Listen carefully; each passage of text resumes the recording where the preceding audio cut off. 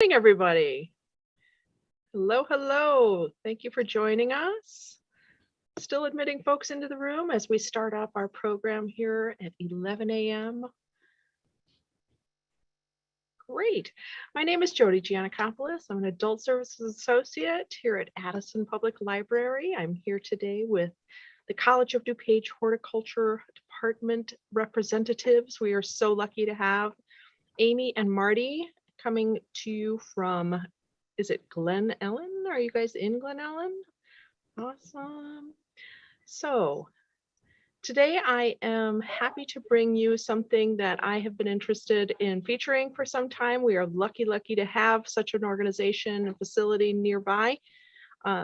This is a seed starting program, and if you live in Chicago, you see the weather forecast, there's still time. That's how I feel. There's still time to do what we're going to work on today. So without further ado, I would love to introduce Amy and Marty and have them do a little introduction for themselves and for their department and for the projects that they work on, as well as get into the program for today.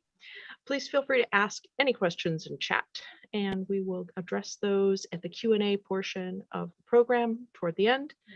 Hang tight with those, but don't be shy about asking anything, and we will address all of the things that we want to today, including learning a lot. So thank you guys so much for joining us. And with that, I'm going to mute, and I'll be around for anybody in chat. Thanks. Hi, hello, I'm on mute. Thanks, Jody.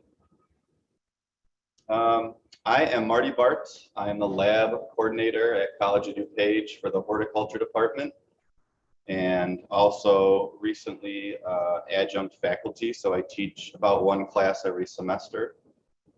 And I've been at College of DuPage for almost 10 years now. So really lucky to have these facilities, and we're a lab-based program. And Amy and I have been working together in the greenhouse and with a lot of various things in the department. And I know Amy's been teaching for quite a while, and I think she'll tell you a little bit about what she does here as well.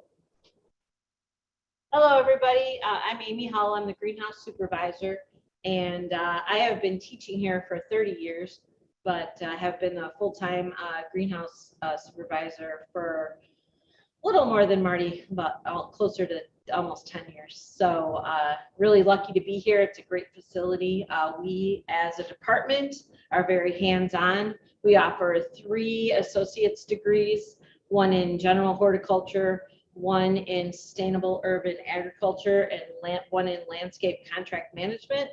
And we also have 9 certificates, which I'm not going to list all for you, but it's pretty easy to find. I can type our website in the chat later if that would help everybody.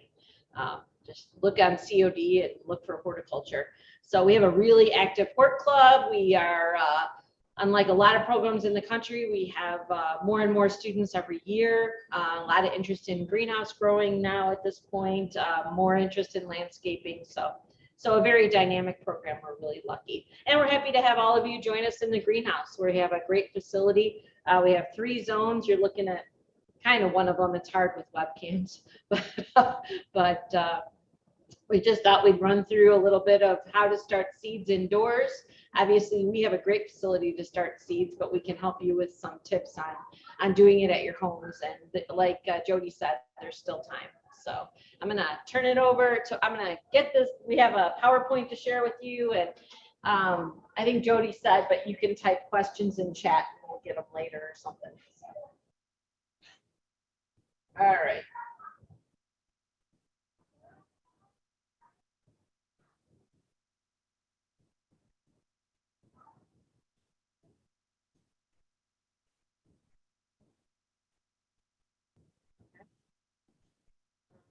All right, so yeah, I'm going to start out with starting seeds indoors.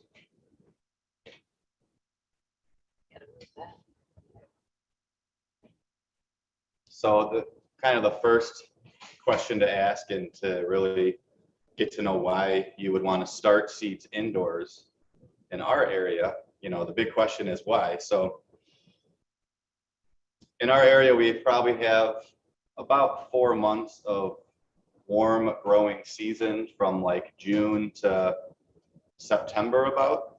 So fairly short season. As we know, a lot of the crops that we grow are warm season crops, peppers and tomatoes, cucumbers, and all those summer and fall producing crops that a lot of people are familiar with.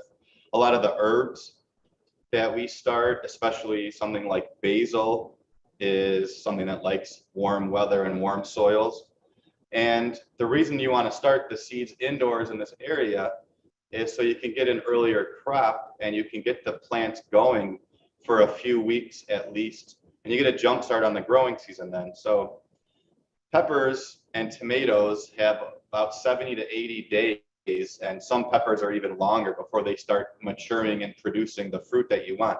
Often that happens in September or even into October in this area. So if you can start those plants out earlier, they become more mature, and then as you get them outside, they will give you a longer period where you can be harvesting then before it gets too cold and we have to pull our tomatoes, which you might be used to October when we get a frost and you still have a lot of tomatoes on the plant. And that's just kind of how it is around here, but you can get that flush of tomatoes going earlier. And that's why we do that. Using a tomato as an example as well, they should not really go out until the soil temperatures are about 50 or 55 degrees. And that's different than our frost date. Many of you might have heard, oh, our frost date is around Memorial Day. May 20th is our last frost date, but that's air temperature, and you really want to look at soil temperature. And for those warm season crops, you need the soil temperature to be right around 50, 55 in order to keep them actively growing and not stress them out. So again, the soil temperatures around here, they are cold for quite a long time, and you don't know what's going to happen in May. During Mother's Day, when a lot of these garden centers are selling tomatoes, peppers, cucumbers, herbs, and things like that, it's often too cold still to be putting those out. So you want to really keep that in mind. Anything really benefits from starting some things inside as long as it's a type of seed that likes to be transplanted, and we'll talk more about that later. But veggies, annuals, perennials, and herbs, all those seeds could benefit from being started inside to get a longer growing season, again, because we are quite cold for about 6 months out of the year. So while there are some seeds you want to start early indoors and they can transplant fairly easily, there are some that you want to directly sow in the garden, meaning the seed are going to be set in your raised bed, in a pot, or in the ground directly. So you're not starting them and then transplanting them. They're germinating when the soil is the temperature that it wants to be for that, and they tend to come up. And those type of seeds, such as lettuce, carrots, radishes, peas, beets, cucumbers, nasturtiums, sunflowers, and there are a lot of annuals that prefer that as well. Those are ones that when you do start indoors, they may be stressed or may not produce very well and be set back when you transplant them. So they're better off just being set in, and when the soil temperatures are right for them, they will come up and start growing for you. So when we're talking about buying seed, a lot of seed you can get at, dollar stores, Home Depots, Menards, Lowe's. Garden centers are really good source for that too, but there's a lot of online sources as well. We get some of our seeds from, I don't know if you guys, let me pull this a little closer. I know it's backwards for you possibly, but this is Johnny's. Johnny's is a good company. Baker Creek is one that's used. Burpee, you'll see these Burpee market packs at a lot of garden centers and hardware stores. So there's a lot of different sources. And again, you can find them at the dollar store. You don't have to spend a lot. A lot of times you'll get, 10, 20 seeds for a couple dollars. And as we know, you can get hundreds of tomatoes just from those packs. So that's kind of a good way to start with seeds, is because, it's a cheaper input than buying the already finished plant. So seed prices do vary a lot. It depends on the source. It depends on the newer hybrids and some of the more sought after varieties, rare and unusual plants, organic seed. There's also coated seed.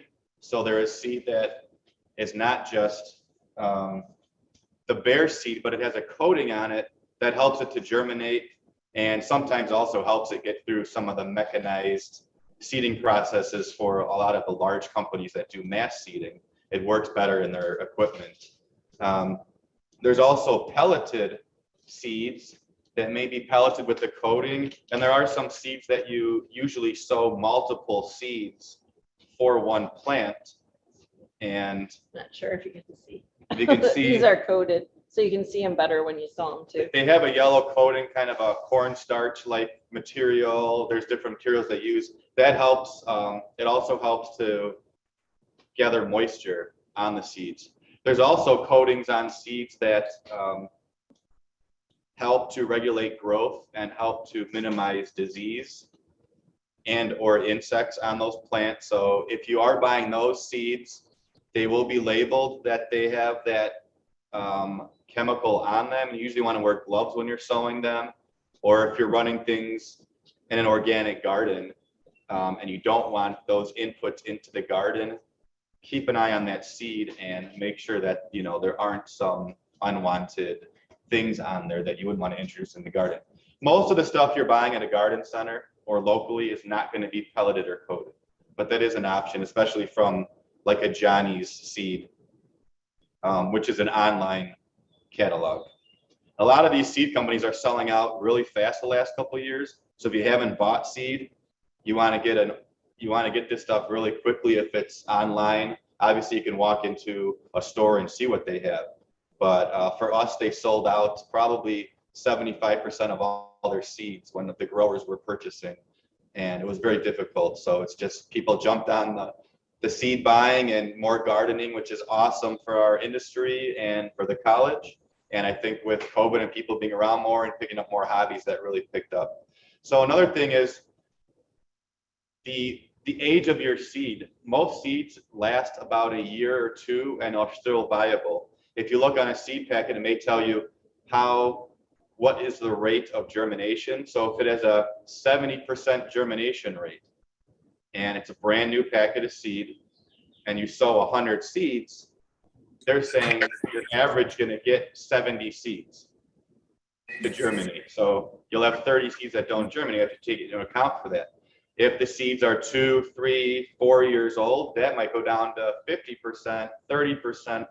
And then even then, the ones that do germinate sometimes are just weak. The seeds get old and they might germinate but never really grow, or they're very stunted. So keeping them for about a year is ideal, 2 years for some. And if you don't have a date on your packet, make sure to write it when you buy it so you can keep track, so you're not wasting time and space and waiting for the seed to come up and it's just not viable anymore. So if you do have seed left, you We're can gonna switch store it it. Yeah, we figure we can switch up, keep you guys involved. We don't know who's talking. So if you want to keep seed after you're done sowing it for that year, store it in an airtight container, a Ziploc bag. Something you can buy bins that have a seal on the top. It's good to have them in a dark place. Refrigerator. A lot of people tell me they're storing them in their garage. That's going to be tough unless you have a garage that stays above 50 degrees, because you really can't have it freeze in the winter and get over 90 in the summer. So a refrigerator is best. If you don't have room in your refrigerator, then some area of your house that's going to stay a more even temperature. If you have some of those silica gel packets that come in everything, shoes, and you get them all the time, you can put those in the box. That can help. You're really trying hard to keep them out of the humidity, out of too warm, or I should have said too cool temperatures on here. And then, like Marty was just saying, the older the seeds, the fewer will germinate. For example, there's some seeds you really can't even keep after the season you put them in. Like petunias, they lose about half of their germination percentage in 3 months, which is really short. And then by 6 months, they barely germinate. So you really have to understand what seeds you're using and how long they'll last. So Another thing to think about when you're doing seeds inside, and some of you may already do this, so you know, but you have to have a little bit of a protected area from traffic and pets, and you don't want to have them in a place where doors are opening all the time in our lovely winter weather, because then your temperatures will change all the time. So if you can have them in a place that's, you know, a little more protected, trying to keep the temperatures between 60 and 80 degrees is good. You'll have to have some media and water. And I don't know if anyone has made the mistake of putting them on a windowsill without protection, but that can ruin the wood really fast. So you want to have a place to get a little bit dirty, won't be damaged by water, and you want to have them in things. They don't need to be sitting in water, which we'll talk about, but you have to protect what you're putting them on. Windowsills, you know, the light can be better by a south-facing windowsill. But the problem with windowsills is they can be really cool in the evenings, especially in the winter. I don't know if you've sat by your window and watched TV, but you can feel the cold air in some of them. And on a sunny day, it can get very warm. So again, you're trying to avoid extremes. So you might have them near a south-facing window, but maybe not right on the windowsill, so they don't get that change in temperature. So south facing, we just say, because it's usually best. If you have a large tree out of your south facing window, then you may have to pick an east or some other window that gets more light, but generally. So, all right, Marty's going to talk to you about container choices. So as far as choosing a container for starting the seeds, you have to keep in mind how big the seed is, and also how big that seedling's going to be up until the point that you want to transplant outside. So here's an example of all different types of plug trays.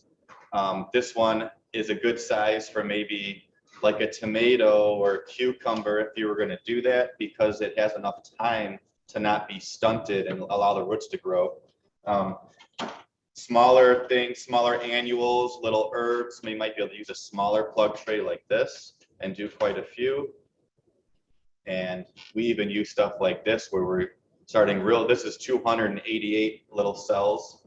So we can do 288 plants in this one. And that's something that we're usually going to be transplanting in our greenhouse to like a 4-inch pot or so. But if you're timing it right, where that's going to go out probably in about, you know, within a month or so to be transplanted outside is when you use a smaller cell. So,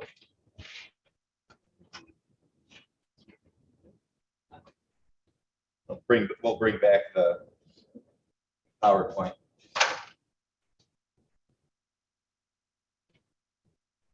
And then you might run into something like this. This is Cleome, which is an annual, but we just wanted to show you. If you're growing something up to this size, you might have tomatoes get about this big. And let's say this was sown with about 10 seeds, just so our students could identify the plant. But let's say these were tomatoes and you wanted to put them outside, but you realize, oh, I have way too many in here. Ideally, you want to thin those out when they're really small. But you could go ahead and you guys can see, you're just kind of pulling apart this plant, and you can, but by the time they're this big, you're doing a lot of damage to these roots, and some veggies and herbs might bounce back easy from that. But once you do this, you're going to set these back at least a few weeks. They're probably going to flop over like this when you plant it. And it's just way better to thin those out in your seed trays before, right about when your seedlings are getting true leaves, is when you can kind of tell when your bigger seeds are, and you want to thin those out to, like a tomato, just plant one at a time. Different things like herbs like thyme, you might leave 5 or 6 little plants in each cell, because that's how you would sow those. So you got to keep that in mind, but thin that out in your plug trays before they get too big. And usually they just pull out real easy. You could use tweezers. At that point, there's just one small root, and it pretty much slides out without damaging the other roots. If you use something larger, like a 4-inch pot or the 6-inch pot, to sow the seeds, you got to watch out that the media is not staying too wet and that the plant's not growing quick enough, and then it could end up rotting. What's going to happen is too much potting mix, too much soil is going to hold way too much moisture, and that's not good, and you'll get damping off and root rot. As far as the containers I showed you, use a container with smaller amounts of media is best, and again, plan that out for the timing of transplanting. And the biggest thing with any container, they all have to have drainage. So you're going to need to have, see how that one, Amy's showing you how it has holes in the bottom, and you can put it in trays like this. Some of these don't have holes, these large trays to set them in, and that can hold the excess water. If you have a pooling of excess water in the bottom of your tray, or maybe using a couple pots with bottoms on them, don't let those trays sit with water in them for more than an hour. So you want to dump that out, because that could cause the root rot. And I'm just going to show you a couple containers that are kind of neat. I don't have like the Jiffy pot or the peat pots, but these are compostable containers or biodegradable containers. And these specific ones, this one you can actually plant in. It will break down, and I'm sure you've seen the peat pots, the Jiffy pots. This one's made out of barley ground and like a corn carrier to kind of hold it together. And this one is compostable, or I'm sorry, this is landfill friendly as opposed to a plastic container. So you can look for things like that. This could be reused, where this one's like kind of a one-shot deal that you could plant in.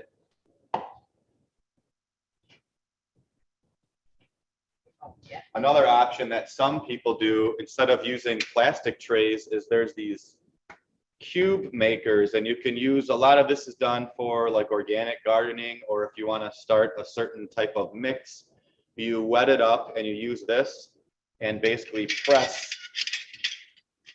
You can't see it that well, but this will press out your cubes, and you can actually start your plants just in a cube made of only of soil. And it works pretty well. We've used it in some of our classes. You may have to watch moisture levels, and they tend to fall apart, but that's another option instead of using like a plastic container or a tray for that. And then when you want to reuse containers, so we can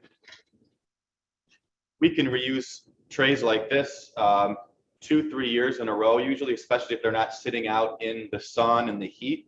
So store these in a dark, more cool area when you do. Before you use them again though, any type of media you're buying in, even if it says it's sterile, you're not quite sure. After you've been growing in it, there may have been fungus gnats. There's all kinds of root pathogens and potential disease or viruses that could come in on the seed that you don't even see. So you want to disinfect all those containers with a 10% bleach solution. And remember that when you mix bleach, it's only effective on killing those things that you want to get rid of for 30 minutes. So while the gallon of bleach can last for years as a concentrate, once it's mixed, 30 minutes, and then you got to remix, or it just has the smell of bleach, but it may not be effective on doing that. And that's actually true to all household cleaning. So not just cleaning your flats. Definitely rinse the bleach off. And, you know, if you're using bleach, any little spray and everything, you realize after you wash it that, you know, you bleached everything if you got a couple splatters on it. So make sure you just wear old clothes. And there's other products besides bleach. They tend to be much more expensive, but for greenhouse use, we have a product here called, it's very bright, called Green Shield. There's a lot of probably 20 different products out there similar, and they're plant safe.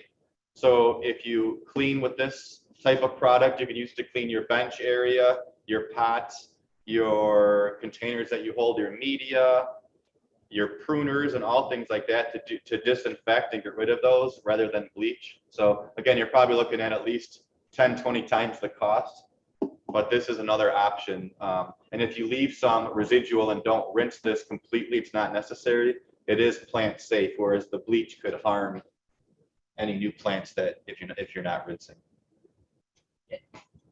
Now I'm gonna let Amy jump in again to talk about media. So if you can use a seed starting mix, that's probably the easiest thing to use. You can make your own with vermiculite and peat. This is vermiculite here, and then peat. I don't know if we have any straight peat, but this mix has a lot of peat in it. You can get things with, this one has parboiled rice hulls and peat and composted bark. This one has some composted bark and perlite. So you just want something loose. These are really not soil. There's no soil in them. It's just a soilless mix with mostly peat-based. There's also a lot of wood fiber-based medias coming onto the market, coir, things like that. So they'll all work. Anything that drains well, because like Marty was talking about, not having the plants sit in water is really important. So the ones you buy when they're in the bag, they're sterile, plant sterile. I wouldn't use them for a Band-Aid. Lightweight, free of diseases, insects and weeds. Once you open the bag, all bets are off. You know, things can land in there and everything else. So, but you're starting with a pretty good place. If you want to use soil from a garden, you have to pasteurize it in your oven. It smells really bad. So just do it on a day you can open all the windows. And pasteurizing is important. You're not trying to sterilize. You're just trying to kill diseases and weed seeds. You can look up temperatures, and you have to do it on an old cookie sheet or something. But the one thing you really want to know about a soil-based, mineral soil-based media is once you take it out of the garden, it's lost its long column of drainage that it has. So it really doesn't drain as well as one of these commercial mixes, or if you use a peat-based mix. Fill up to, if you're using a seed starting mix, you want to fill up to the top, because when you water it in, they tend to shrink a bit. And then make sure it drains. We keep saying draining.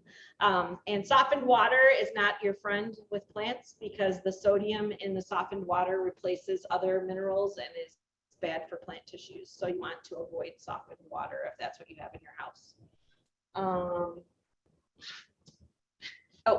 When do we do all this stuff? If you're doing tomatoes and peppers, you probably should have started a month ago maybe, but go ahead and start, because it's looking cold. It's already snowing on Easter this weekend, right? So, you know, you can get those started, because it's still going to be a lot faster than what you can't start them out in the garden until June. Right now, we're just sowing for our sale. We're starting to sow lettuce, and we do sell cucumbers. Cucumbers hate to be transplanted though, but our customers really want us to grow them. So I wouldn't recommend you doing that until it's warm outside. Things like that. All the leafy greens that everyone loves to put in their smoothies and everything else, it's time to put those out. So plenty of time like that. Earlier spring is a traditional time to start longer term things like tomatoes, peppers, and eggplants. And I know we're talking about indoors, but if you want to get outside in between the raindrops this weekend, you can get peas, lettuce, kale, all the cold stuff, put them outside, put them in your garden, get them started. Yeah, spinach, all that stuff is good. So it's in your packets. So if you're really organized and you're ordering all your things, your packets will tell you, you know, start, you know, 6 weeks before you want to plant outside. So shoot for June 1st, or Memorial Day is our 50-degree day around here, and back up from there if you want to schedule all your planting. Oh, I can do this one because it's quick, and then I'll turn it over to Marty. Even though you think that you're totally going to remember what you put in those little pots all over, you won't. So grab a plastic label, grab a popsicle stick, grab a piece of plastic. We're all trying to get rid of it and reuse it, right?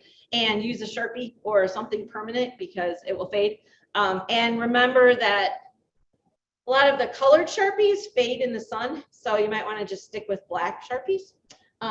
And label. And if you want to, because sometimes you have seed that just may not live up to its expectations, I would always put a date on when you sow it. So if you're looking at it 3 weeks later and thinking, when did I sow this? And shouldn't it be up? You can at least kind of look and see what you're doing.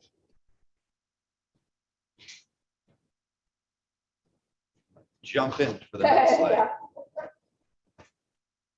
So what do you got now? Okay. Temperature. They're over. Talking about germination requirements. So every plant's a little bit different with germination requirements. There are some, you know, Amy was talking about kale, lettuces, spinach, the cool season peas, snap peas and things like that, snow peas. They have a relatively low germination temperature, probably closer, they can germinate outside with 50s and 60s. So when you're direct sowing, keep that in mind. I mean, pretty soon a lot of those can just be put directly out in the garden. But then you have things like on the next extreme is going to be like a hot pepper. So jalapenos, habaneros, these ghost peppers and things that are insanely hot. Those specifically need a really warm, and things like squash, cucumbers, pumpkins, they need it pretty warm. They want to be in the mid 70s. Sometimes those peppers up closer to the 80s and mid 80s to germinate. So you want to make sure you have the proper temperature to do that. If you don't, you'll get slow germination. You'll get seeds that don't germinate vigorously, or they may germinate because, oh, maybe for a week you had it at 75 degrees and the seeds were coming up great, but then something happened either outside or in your home or your setup where you're starting to seeds, and now it went down in the 60s. So those little seedlings that came up that want that temperature, they're going to get really stressed, and they may even end up not being viable at that point to transplant. So proper temperature is really important, and if you don't have the proper temperature, so I don't know, wintertime, it's maybe keep your house at 65 to 75, somewhere in that range. So that's usually pretty good, but some of these want it even cooler, and maybe you're by a cold window, maybe you're in your basement. You can use a heat mat, which you can buy on Amazon or at garden centers. There's heat mats here. Let me kind of roll this one out. This one, by all different sizes, this is a pretty small one. So there's little wires that go through there that heat up, and they all plug into a basic outlet. And you can also use a soil thermometer, which I'll show you here, that kind of like a cooking thermometer, and it has a probe on it. You can stick that in to regulate your temperature. What you can also do with these heat mats is buy a thermostat that this plugs into that has a probe that you can then either change with the dial or digitally set, okay, I want 75 degrees. Then that heat mat will initiate and go on at 75 degrees or lower, and then turn off when it gets warm enough. So there's a couple ways you can regulate to get those plants going with that proper temperature that are going to be warmer. Another huge thing is proper moisture.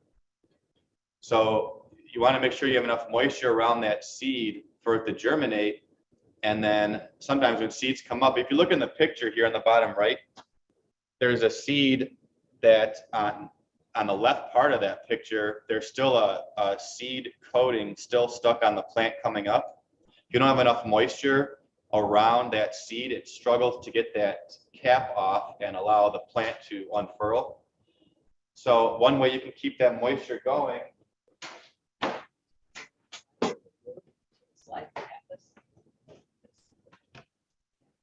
yeah, so then to get the humidity going, you got these domes that you can put on.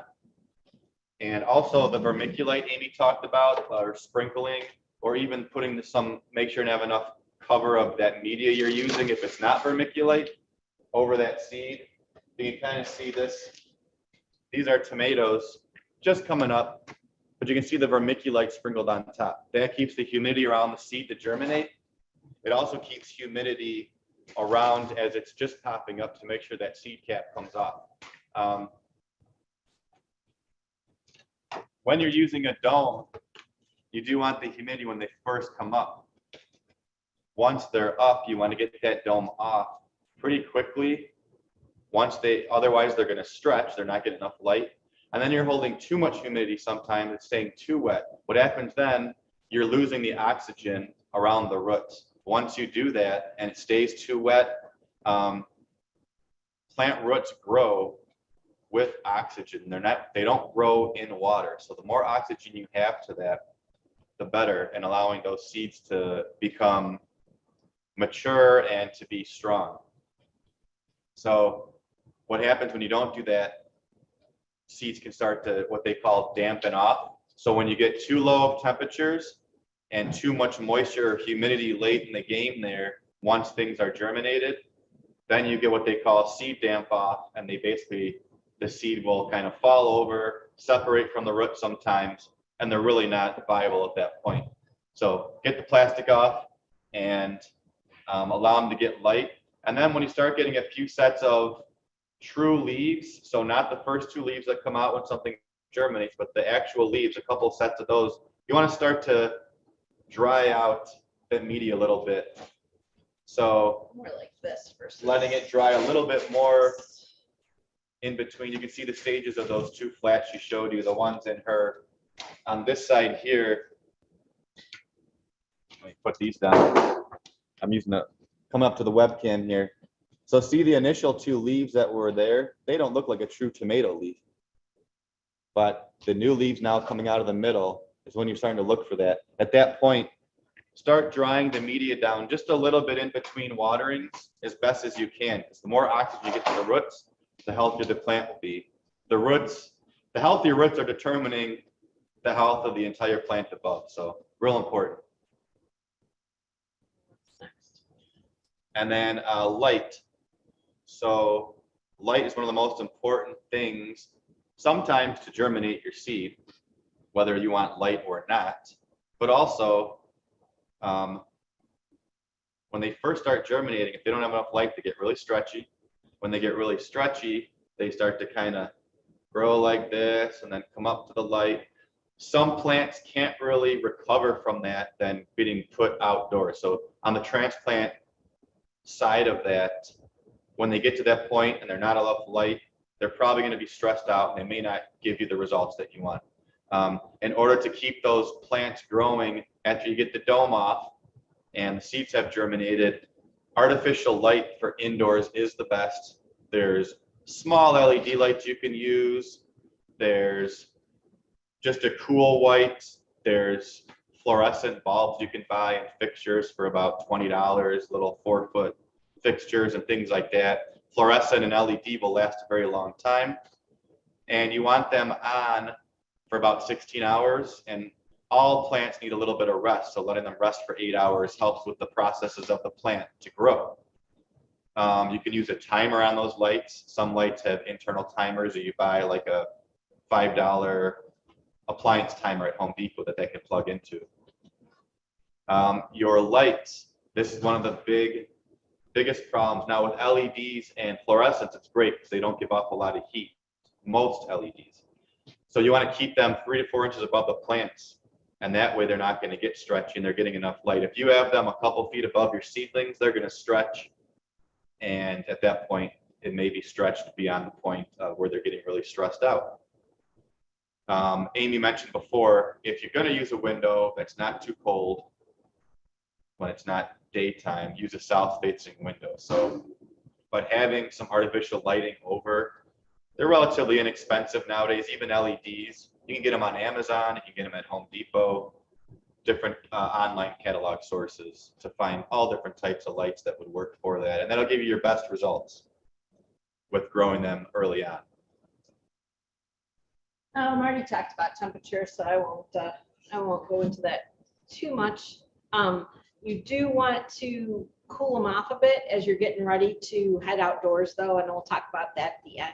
So when you're getting ready to transplant outside, you have them all at these happy, ideal conditions where everything is growing at the perfect temperature, and then they're going to go out to the Illinois outdoors. So you want to start backing down the world and making them a little colder. But other than that, I think we've talked about this, so go ahead. Watering, I think Marty mentioned, they really, when they're germinating, the vermiculite and the domes help a lot, keeping that humidity up.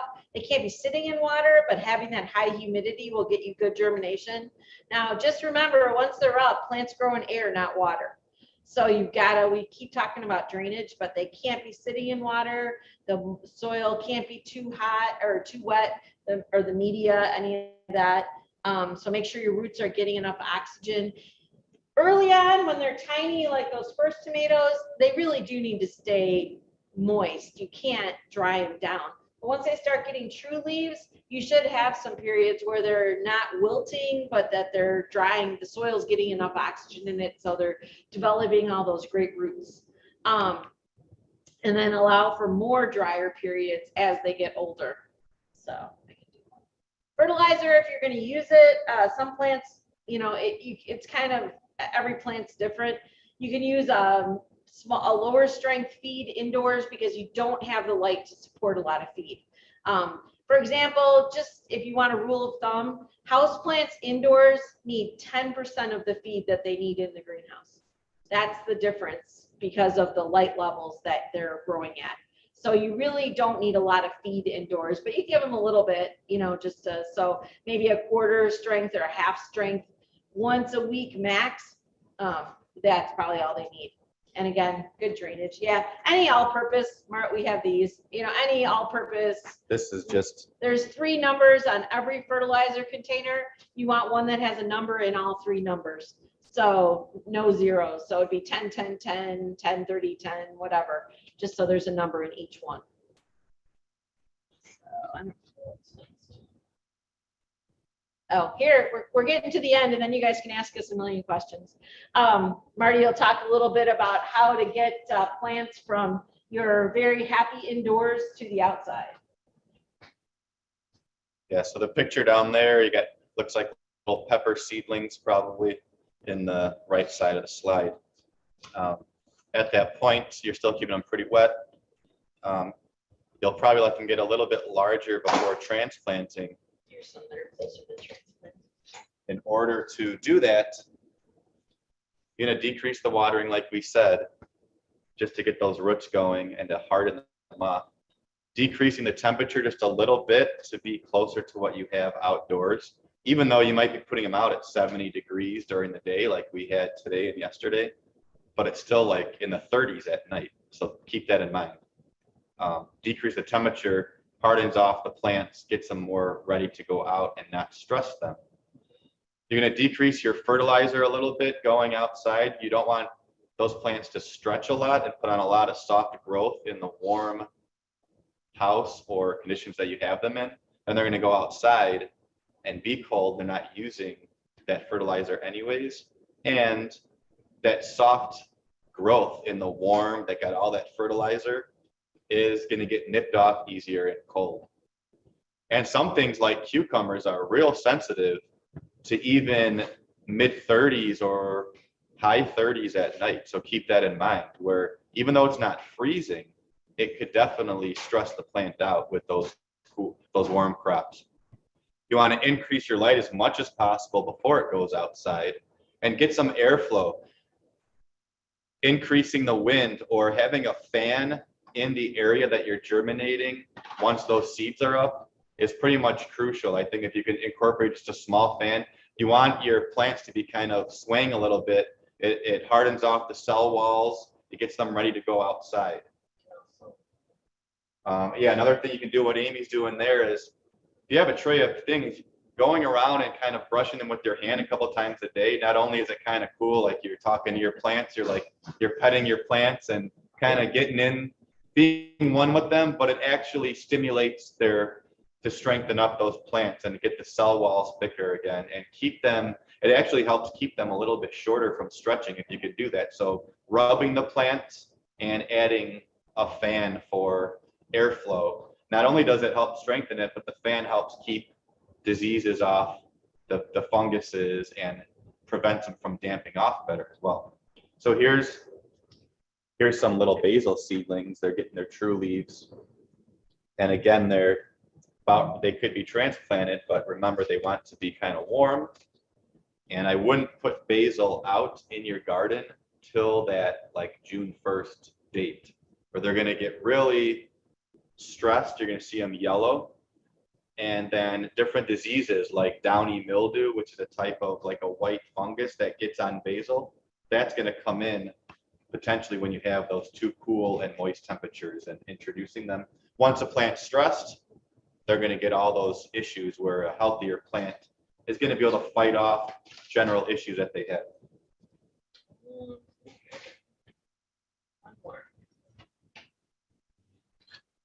And part of hardening off and transplanting, a good practice. So you're coming out, let's say you have a grow light. Let's say you have the most intense grow light you can buy and you're growing these things, or maybe it's just a fluorescent light. Either way, maybe it's in a windowsill, different light levels there. But even the most powerful LED or whatever light you can provide inside it's not even close to what the sun's putting out. So if you have a light meter, which most people don't, you can test it that way and see the sun's giving so much more light that you want to really put something on like a porch or in a partially filtered shade spot under a tree, something like that, or just morning sun and afternoon shade. Otherwise, you're going to burn those plants. They're not used to it. And like I said, you can never mimic the sun with an artificial light. So acclimate them into that for a few days, and then you can start putting them out into their full sun location, which is what most of these veggies and annuals and perennials would like. After you transplant, keep them well watered for the first year. Now you're introducing them into a large container or a big raised bed or in the ground. So don't have as much control over how that's drying out. You want to keep them really well watered in the top part where the root zone is, because the roots have to go from the little plug that you planted out into the surrounding soil. If the surrounding soil is dry, and not just the top inch, if the top inch is wet, the roots go up to where it's wet, and then when it dries out, those roots die. So you want to get the roots down into the soil and to start reaching out into the rust outside of that root zone of the plug that you put it in. Continue then watering them like that until they start to get more established. You start seeing a lot of new growth. Then you know the roots are going out. So a couple sets of new leaves is a good sign that your roots are branching out. And then start your fertilizing. Most things, especially tomatoes and peppers, a lot of these vegetables need a lot of feed. So there's all different ways you can introduce fertilizer, whether it's water soluble, synthetic, or if you're building up a lot of organic matter to get different microbes working, but they need a lot of feed to be healthy. Even basil. There are some herbs that are a little bit less needy when it comes to feed and actually prefer a little bit less rich of a soil and low feed. But in general, I would say you're probably feeding about once a week when you're outside in the garden or in containers. Also keep in mind, your garden might hold that fertilizer in there more, or you might have some natural microbes and compost in there. Whereas in a container, let's say you're planting tomatoes or peppers in a large pot, you might be using a soilless mix like this that you bought at the Home Depot or whatever. Some of those mixes have fertilizer in them at slow release. Some of them have like a water gel that retains water. I don't recommend using that gel. It's very hard to gauge the moisture levels unless you're gone a lot and not watering, so it does help. But because these mixes are generally not, even the stuff with that little yellow slow release, it says it feeds for 3 to 4 months, and it's got a big tomato plant on the picture of the bag, that's still not enough for a lot of these vegetables. You still probably want to be adding additional fertilizer. And annual. Petunias are starving all the time. Yes. They need to be fed a couple times a week to be happy. So. Those bags of fertilizer that claim they feed for 3 months the whole growing season, a lot of annual flowers will not, it's just not enough for them. And that fertilizer only releases at like 75 degrees with enough moisture and heat.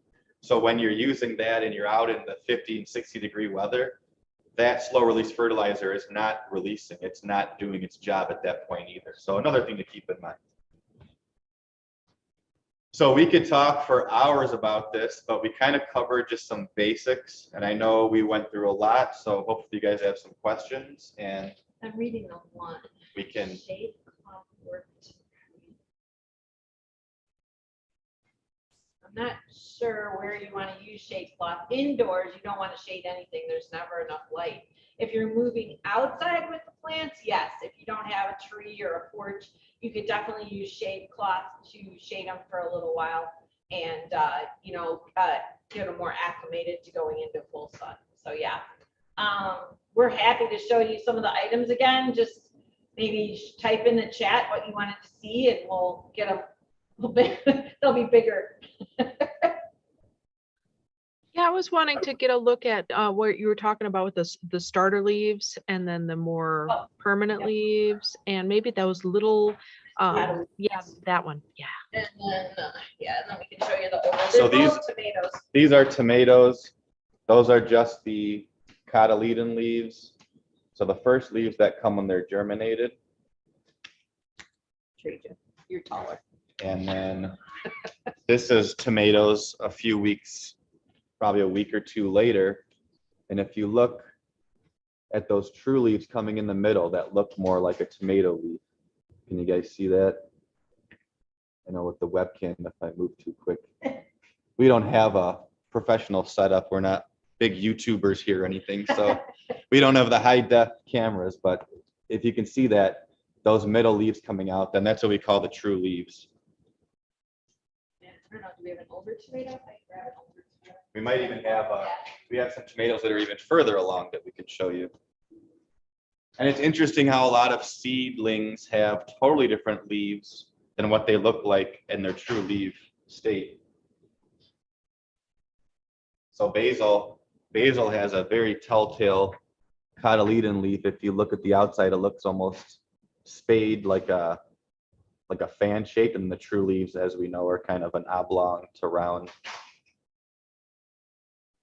A lot of things like dill and fennel come up with just straight type leaves as they germinate, and then they start getting their true leaf. And then, here's your tomato that's now getting its true leaves. This is probably a good size, a little bit larger for transplanting. One thing we didn't talk about, there are different things in the tomato family. If it does get way too big and start to stretch, or the ones that you buy at Home Depot that are already a foot tall, you can bury those tomatoes all the way up to almost the top of those first set of leaves, and they'll actually start rooting from the stem. And that can also help sometimes even benefit to get more roots going on that tomato and get a jump start, a stronger plant, and start producing a little quicker by burying the tomatoes. But something like peppers, they really don't like that as much. They can get a little deeper, but they don't, even though they're in a similar family as the tomatoes, they just don't want to be buried like that. Cucumbers don't want to be buried like that. There's a question. Yeah, I know we only have a couple minutes left. I threw our emails up there. If you have specific questions we don't address, we're happy to try to help. And if we don't know, we have lots of experts. I've never used a shelf. I have been blessed to always work in a greenhouse, so I've never grown seeds at home very much. So I don't know what a shelf watering seed starting set is. Do you?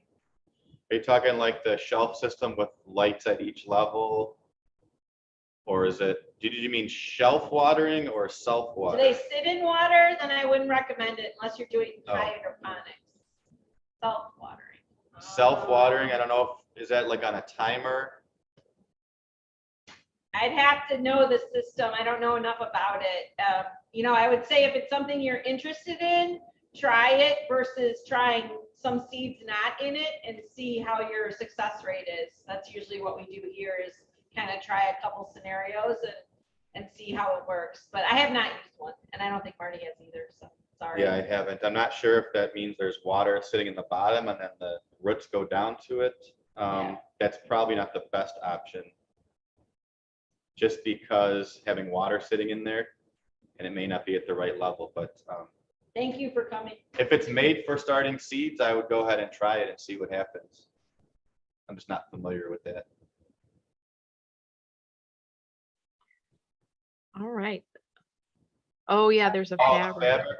Yeah. I have seen that, and I think it could work. I don't know if you can really gauge the moisture as well as you'd want, but I've seen those systems, and like we're in a greenhouse, like Amy said, you might be using a south window, you might be using a self-wicking water system. So it all depends on your scenario and your temperatures and your lighting, and you do what works for you. So if that does work and you can figure out how to use that system to your advantage and you know how it works, and then that's great. And then you know, other people might have other methods that they get used to. Yeah, we always feel kind of like there's a lot of gray areas. Yes, it might work if your temperatures were right, you had the right seeds in it, you had the right airflow, and yeah, so, and you watch your water, make sure you have enough there that it's wicking enough. So I would try it if you're interested in it and see what happens. Yeah, I have seen those online.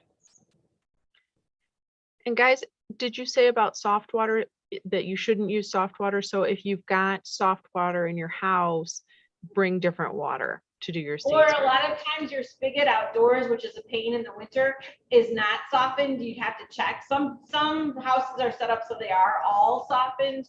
Or sometimes the cold water in your kitchen is not hooked up to your softener. You just have to find out. I'm not promising, but yeah, you really don't want to use softened water. The sodium in it is really detrimental to plant tissues. Even for your house plants, it's not something you want to use.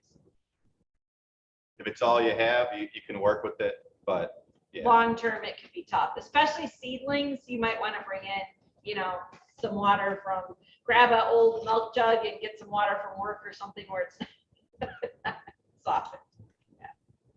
I have a question, like if you had a little greenhouse, you know, you set up something outside by your garage or whatever, could you do the heating pad and like maintain the temperature in there and get the plants acclimated to more of the outside as an in between? You know what I'm saying? Like, could you pull it off as an outdoor greenhouse with the heating pad at these temperatures we're at right now? Yeah, I think you could, Yeah, especially with the heat mat. People use that, or like a lot of people have used like what they call a cold frame that leans off the house with a similar thing. Or people, there's the small ones you can buy with the shelves that go on your deck. Those do work great to acclimate. The only thing with that is you have a little less light sometimes in some of those setups. The other thing to watch out for, like yesterday, I was outside and, you know, it was a nice sunny day. It was the first warm day, but I was getting sunburned. The sun was really hot.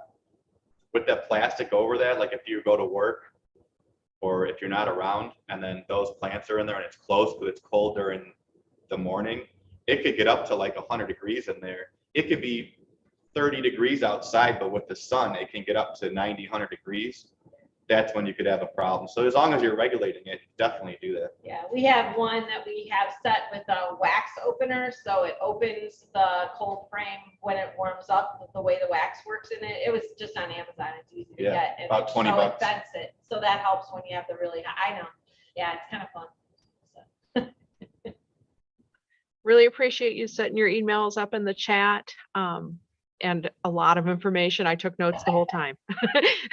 So Yeah, with that, I'm sorry. oh, Yeah, here we go. I just saw one more question. I didn't mean to cut you off though. You go Not ahead. at all. You're great.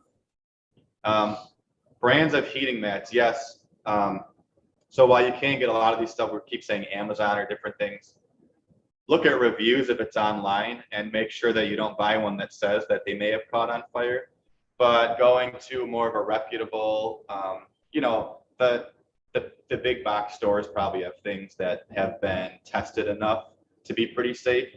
AM Leonard, Farm Tech are some sources that will have some better ones, but definitely read the reviews and probably stick with, we don't have any specific brands that we use, but with anything like that, just make sure that it's going to be good and that it's UL listed and all that good stuff.